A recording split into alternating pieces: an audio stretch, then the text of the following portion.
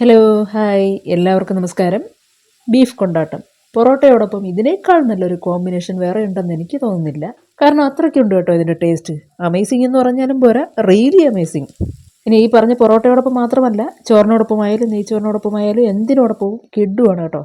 അപ്പോൾ ഇവിടെ നമ്മളൊരു 700 ഗ്രാം ബീഫ് ചെറുതായിട്ട് കട്ട് ചെയ്തതിന് ശേഷം നന്നായിട്ട് കഴുകി വാരി വെച്ചിട്ടുണ്ട്. ഇനി ഇതിലേക്ക് ആദ്യം നമുക്ക് 1 ടീസ്പൂൺ കുരുമുളക് പൊടി, 1 ടേബിൾ സ്പൂൺ മുളക് പൊടി, 1/4 ടീസ്പൂണിൽ താഴെ മഞ്ഞൾപ്പൊടി, 3/4 ടീസ്പൂൺ ഉപ്പ്, കൂടാതെ ബീഫ് വെന്ത് നല്ല സോഫ്റ്റായി കിട്ടാൻ വേണ്ടി 1/2 ടേബിൾ സ്പൂൺ വിനാഗിരി കൂടി ചേർത്ത് നമുക്കിത് നന്നായിട്ടൊന്ന് മിക്സ് ചെയ്തെടുക്കാം. വിനാഗിരിക്ക് പകരം വേണമെങ്കിൽ ഒരു മീഡിയം സൈസ് നാരങ്ങയുടെ പകുതി പിഴിഞ്ഞെടുത്ത നീര് ഇതോടൊപ്പം ചേർത്ത് മിക്സ് ചെയ്ത് കൊടുത്താലും മതിയാവും.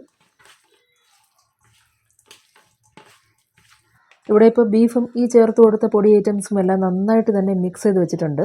ഇനി നമുക്കിതൊരു കുക്കറിലേക്ക് മാറ്റാം. ഇനി കുക്കർ അടച്ചു വെച്ചിട്ട് ആദ്യത്തെ ഒരു വിസിൽ കേൾക്കുന്നത് വരെയും തീ ഹൈ ഫ്ലെയിമിലും പിന്നീട് മീഡിയം ഫ്ലെയിമിലിട്ട് ഒരു 5 വിസിൽ. അപ്പോഴേക്കും ബീഫ് കറക്റ്റ് പരുവത്തിന് വെന്ത് കിട്ടിയിട്ടുണ്ടാവും. ബീഫിൻ്റെ വേവ് നമുക്ക് കറക്റ്റായിട്ട് പറയാൻ പറ്റില്ല. അത് നമ്മൾ എടുക്കുന്ന കുക്കറിൻ്റെയും അതുപോലെ നമ്മൾ വാങ്ങിക്കുന്ന ബീഫിൻ്റെ വേവിനനുസരിച്ചും വ്യത്യാസപ്പെട്ടിരിക്കുക.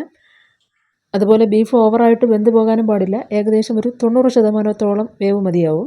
അങ്ങനെ ഈ ബീഫ് വെന്ത് കിട്ടിയാൽ പിന്നെ അതിൻ്റെ ചൂട് കംപ്ലീറ്റ് ആയിട്ട് മാറി വരുമ്പോഴേക്കും നമുക്കിതൊരു ബൗളിലേക്ക് മാറ്റിയിട്ട് അതിലേക്ക് 1/2 ടേബിൾ സ്പൂൺ മുളക് പൊടി, 1 ടേബിൾ സ്പൂൺ മല്ലിപ്പൊടി, ഒരല്പം മഞ്ഞൾപ്പൊടി, 1 ടേബിൾ സ്പൂൺ ഇഞ്ചി വെളുത്തുള്ളി പേസ്റ്റ്, കൂടാതെ 60 ml കപ്പിൽ 1 കപ്പ് അളവിൽ കോൺഫ്ലോർ.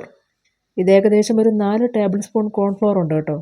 ഇനി ഇതോടൊപ്പം 1 മുട്ടയുടെ വെള്ള, 1/2 ടീസ്പൂൺ ഉപ്പ്, ഇത്രയും കൂടി ചേർത്ത് നമുക്കിത് നന്നായിട്ടൊന്ന് മിക്സ് ചെയ്ത് കുറഞ്ഞതൊരു 1 മണിക്കൂറെങ്കിലും മാരിനേറ്റ് ചെയ്യാനായിട്ട് വയ്ക്കാം. 1-2 മണിക്കൂർ വയ്ക്കാമെന്നുണ്ടെങ്കിൽ അത്രയ്ക്ക് നല്ലതായിരിക്കും. അങ്ങനെ മസാലയൊക്കെ ചേർത്ത് ബീഫ് നന്നായിട്ടൊന്ന് പുരട്ടി എടുത്തു കഴിഞ്ഞാൽ പിന്നീട് നേരത്തെ പറഞ്ഞിരുന്നത് പോലെ പാത്രം അടച്ചു വെച്ച് കുറഞ്ഞതൊരു 1 മണിക്കൂറെങ്കിലും നമുക്കിത് മാരിനേറ്റ് ചെയ്യാനായിട്ട് വയ്ക്കാം. അപ്പോൾ ഈ പറഞ്ഞ 1 മണിക്കൂറുകൾക്ക് ശേഷം നമുക്കിത് നല്ല ചൂടായ എണ്ണയിലേക്ക് ഇട്ട് മൂപ്പിച്ചെടുക്കാം. അപ്പോൾ ഇത് മൂപ്പിച്ചെടുക്കാൻ അധികം സമയമൊന്നും വേണ്ടി വരില്ല, കാരണം ബീഫ് നമ്മൾ ആൾറെഡി വേവിച്ചെടുത്തിട്ടുള്ളതാണ്. അപ്പോൾ ഇതിൻ്റെ ആ ഒരു മസാലക്കൂട്ട് മാത്രം ജസ്റ്റ് ഒന്ന് മൂത്ത് കിട്ടിയാൽ മതി. അതൊന്ന് നന്നായിട്ടൊന്ന് മൂത്ത് ചുവന്ന് വരുമ്പോഴേക്കും നമുക്കത് എണ്ണയിൽ നിന്ന് കോരിയെടുക്കാം. ഇവിടെ ഇപ്പോൾ ആദ്യ തവണ നമ്മൾ ഈ ഇട്ട് കൊടുത്ത ബീഫിൻ്റെ ഒരു വശം നന്നായിട്ടൊന്ന് മൂത്ത് തുടങ്ങിയിട്ടുണ്ട്. ഇനി നമുക്ക് തിരിച്ചിട്ട് എല്ലാ വശവും ഒരുപോലെ ഒന്ന് മൂപ്പിച്ചെടുക്കണം. അപ്പോൾ ഇതിനധികം സമയമൊന്നും എടുക്കില്ല. ഒരു 5 മിനിറ്റ് കൊണ്ട് തന്നെ നമുക്കിത് നന്നായിട്ട് തന്നെ മൂപ്പിച്ചെടുക്കാം.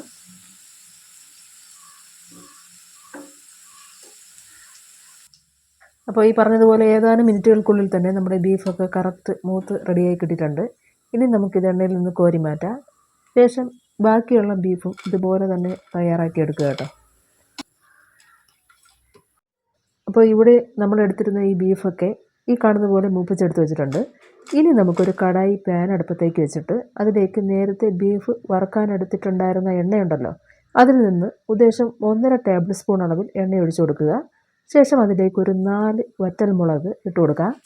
ഒപ്പം തന്നെ വെളുത്തുള്ളി ചെറുതായിട്ട് നീളത്തിലരിഞ്ഞത് 1 ടീസ്പൂൺ, ഇഞ്ചി നീളത്തിലരിഞ്ഞത് 1 ടീസ്പൂൺ, ഇവ മൂന്നും കൂടി ഇട്ട് ജസ്റ്റ് ഒന്ന് മൂപ്പിക്കുക. അധിക സമയമൊന്നും എടുക്കേണ്ടതില്ല. ഇഞ്ചിയുടെയും വെളുത്തുള്ളിയുടെയും ആ ഒരു പച്ചമണം മാറുന്നത് വരെ ജസ്റ്റ് ഒന്ന് മൂപ്പിക്കുക. ശേഷം ഇതിലേക്ക് ഒരു 2 മീഡിയം സൈസ് സവാള നീളത്തിൽ സ്ലൈസ് ചെയ്തതും, കൂടാതെ ബീഫ് വിഭവങ്ങൾക്ക് രുചി കൂടാനായിട്ട് ചേർത്ത് കൊടുക്കുന്ന ചെറിയ ഉള്ളി അതൊരു 6-7 എണ്ണം ചെറുതായിട്ട് സ്ലൈസ് ചെയ്ത് വെച്ചതും കൂടി ചേർത്ത് കൊടുക്കാം. ഒടുവിലായിട്ട് 1/4 ടീസ്പൂൺ ഉപ്പും കൂടി ചേർത്ത് നമുക്കിവ നന്നായിട്ടൊന്ന് വഴറ്റിയെടുക്കാം.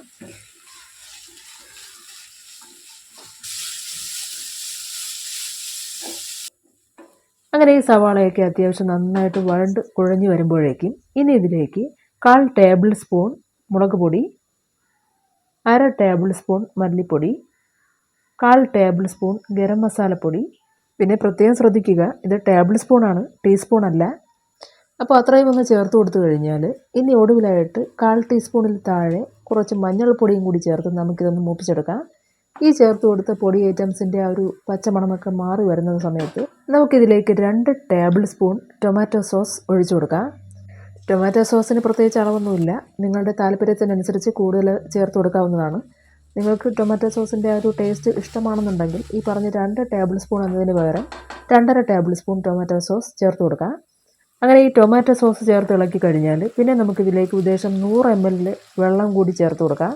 ചൂടുവെള്ളം തന്നെയാണ് ചേർത്ത് കൊടുക്കേണ്ടത്. അത് ചേർത്ത് ജസ്റ്റ് ഒന്ന് ഇളക്കി യോജിപ്പിച്ച് കഴിഞ്ഞാൽ പിന്നെ ഇതിലേക്ക് നമ്മൾ നേരത്തെ വറുത്ത് മാറ്റി വെച്ചിരുന്ന ബീഫുണ്ടല്ലോ അതിട്ട് കൊടുക്കുക.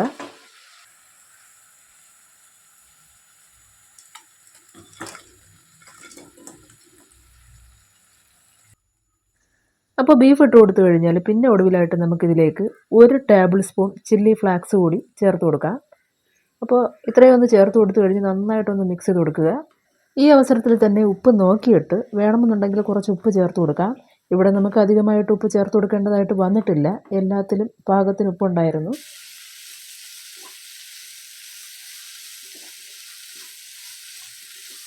അപ്പോൾ നമ്മുടെ ഇന്നത്തെ സ്പെഷ്യൽ ബീഫ് കൊണ്ടാട്ടം ഇവിടെ റെഡി ആയിട്ടുണ്ട്. ഇനി ഒടുവിലായിട്ട് ഒന്നെങ്കിൽ കറിവേപ്പില അല്ലെങ്കിൽ മല്ലിയില ഇവയിലേതെങ്കിലും ഒന്നിട്ട് അവസാനിപ്പിക്കാം. അപ്പോൾ ഇത്രയേ ഉള്ളൂ ഇന്നത്തെ സ്പെഷ്യൽ ബീഫ് കൊണ്ടാട്ടം. എല്ലാവർക്കും ഇഷ്ടമായി എന്നുള്ള പ്രതീക്ഷയോടുകൂടി നിർത്തട്ടെ. മറ്റൊരു വീഡിയോയുമായി വീണ്ടും കാണുന്നതുവരേക്കും നന്ദി, നമസ്കാരം.